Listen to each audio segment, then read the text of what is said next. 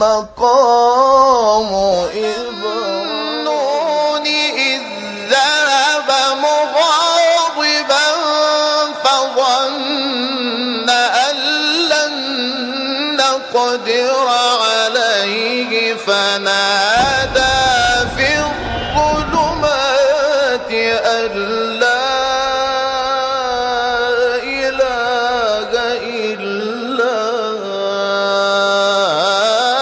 أنت سبحانك جعلناه نورا نهدي به من نشاء من عبادنا وإنك لتهدي إلى صراط مستقيم صراط الله إن أول بيت وضع للناس للذي بمكة مباركا وهدى للعالمين فيه آيات بينات مقام إبراهيم وما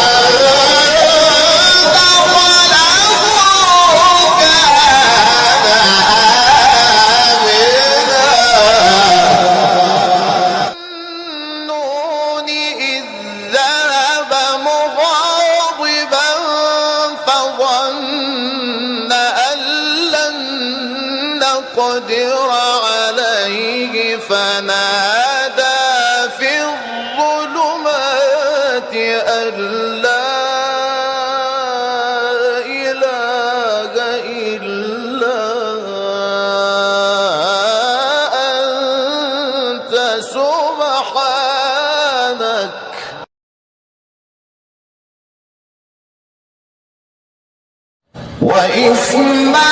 وإسماعيل وإدريس وذا الكفل كل من الصابرين وأدخلناهم في رحمتنا إنهم من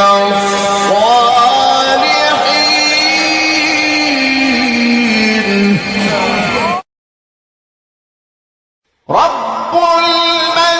المشرقين ورب المغربين فبأي آلاء ربكما تكذبان مرج البحرين يلتقيان بينهما برزخ